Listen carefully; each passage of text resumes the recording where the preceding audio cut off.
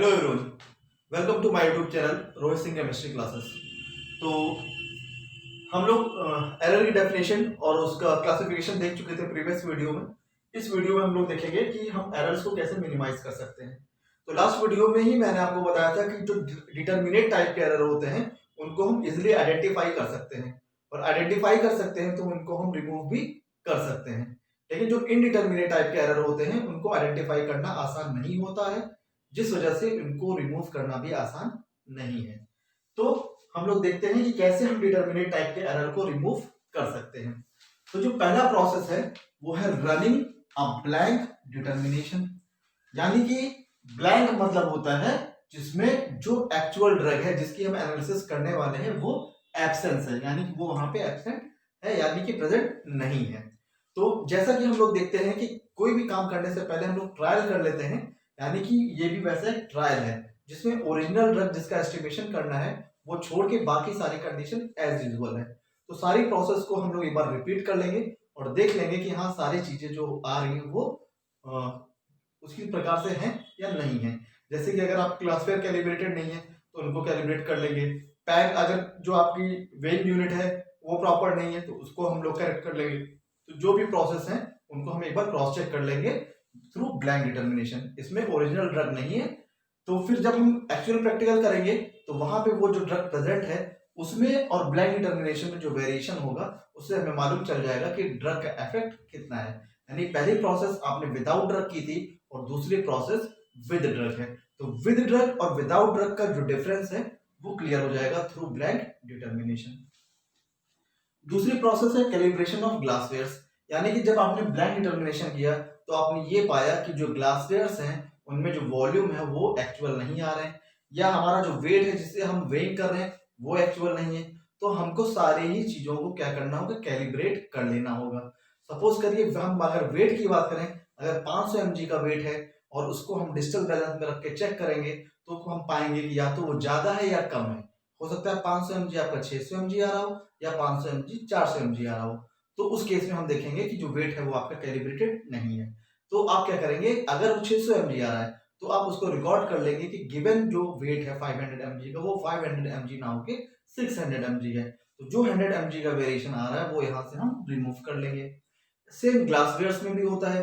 अगर आपने ब्यूरेट लिया है, आप उसको कैलिब्रेट करना चाह रहे हैं, तो 50 ml की वॉल्यूमेट्रिक फ्लास्क में आप वॉल्यूम फिल कर लीजिए, उसको ट्रांसफर कर लीजिए ब्यूरेट में और देख लीजिए कि जो 50 ml वॉल्यूम हमने वॉल्यूमेट्रिक फ्लास्क से लिया था क्या वो ब्यूरेट के बराबर आ रहा है कि नहीं आ रहा है।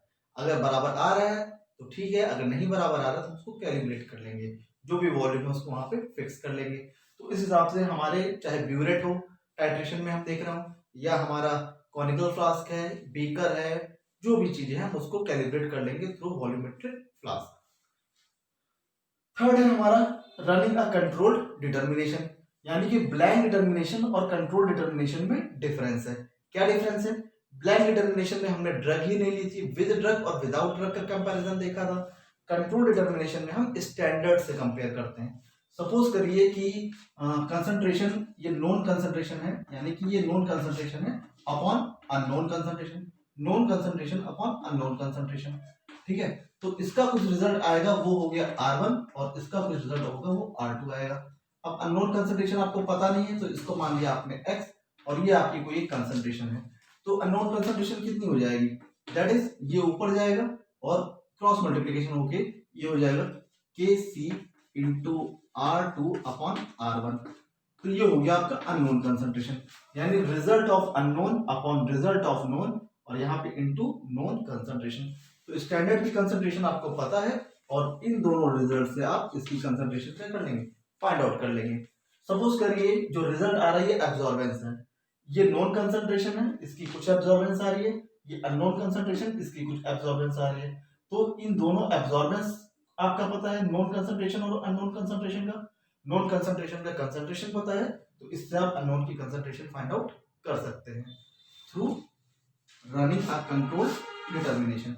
यानी कि एक प्रोसेस आप पहले आप स्टैंडर्ड का करेंगे, सेम उसी तरीके से आप सैंपल का करेंगे और इस फॉर्मूले में आप लगा के अननोन की कंसंट्रेशन फाइंड आउट कर लेंगे।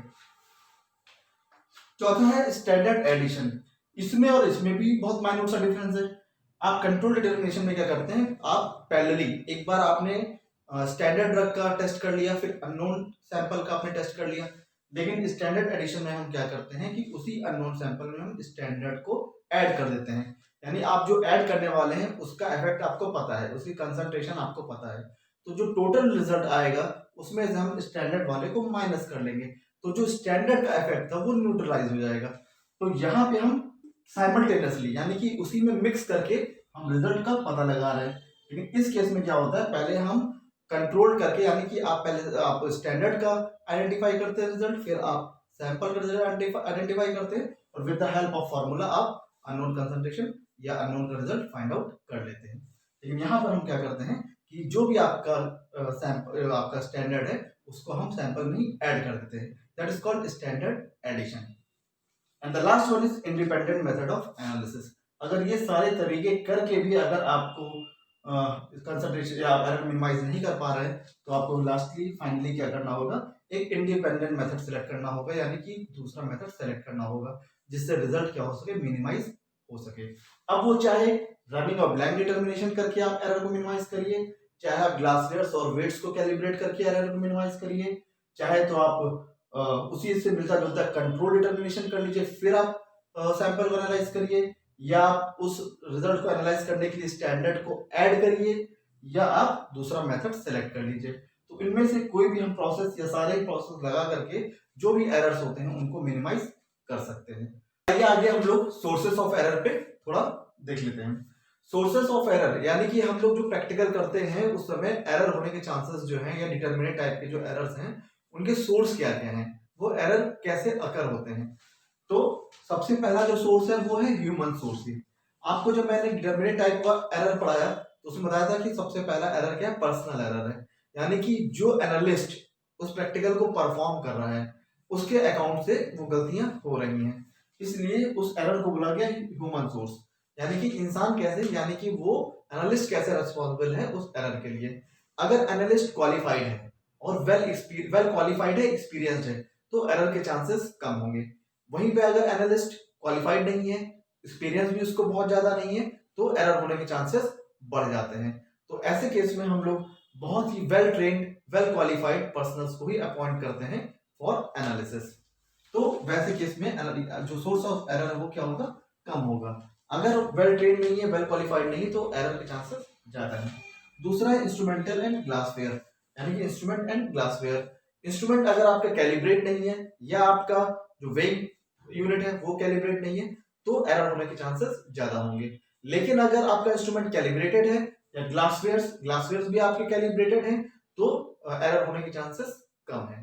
तो आप क्या करेंगे, जो ह्यूमन सोर्स है यानी कि जो पर्सनल है, जो एनालिस्ट है, वेल क्वालिफाइड होना चाहिए, वेल ट्रेन्ड होना चाहिए, और जो इंस्ट्रूमेंट और ग्लासवेयर्स है वो भी कैसे होने चाहिए, कैलिब्रेटेड होनी चाहिए। अगर ये कैलिब्रेटेड नहीं है तो एरर के चांसेस ज्यादा होंगे। थर्ड है इन्वायरमेंटल कंडीशन, यानी जिस कंडीशन में वो एक्सपेरिमेंटेशन परफॉर्म किया जा रहा है। अगर आपका जो लेबोरेटरी है वो बहुत ही अच्छा है, यानी कि वहां पे डिस्टर्बेंसेस बहुत कम है। सपोज करिए कि अगर एयर एक इफेक्ट कॉज कर रहा है, बहुत ज्यादा वेंटिलेशन है, तो एयर आने की वजह से क्या होगा, आपका वहां पे एक्सपेरिमेंटेशन डिस्टर्ब होगा।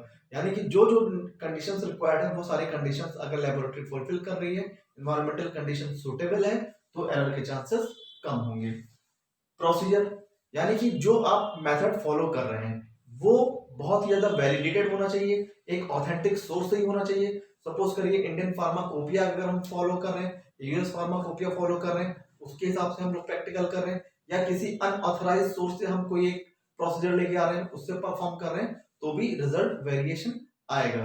यानी कि अगर आप ऑथेंटिक सोर्स से प्रैक्टिकल कर रहे हैं और ऑथेंटिक प्रोसीजर फॉलो कर रहे हैं, तो जो एरर के सोर्स हैं वो मिनिमम होंगे। और लास्ट है केमिकल्स एंड रिएजेंट्स, यानी जिन केमिकल्स और रिएजेंट्स से हम प्रैक्टिकल परफॉर्म कर रहे हैं वो किस कंपनी का है। कुछ बड़ी कंपनीज हैं जैसे कि सिग्मा, मर्क और आपका रैमकेम, ये कुछ बड़ी कंपनीज हैं। इनके जो प्रोडक्ट्स होते हैं वो बहुत ही अच्छी क्वालिटी के होते हैं, तो हमारा जो रिजल्ट आएगा वो भी बहुत अच्छा आएगा। और अगर हम सब स्टैंडर्ड केमिकल कुछ कंपनीज यूज कर लेते हैं तो जिसकी प्योरिटी बहुत अच्छी नहीं है, तो रिजल्ट में एरर आने के चांसेस ज्यादा हो सकते हैं।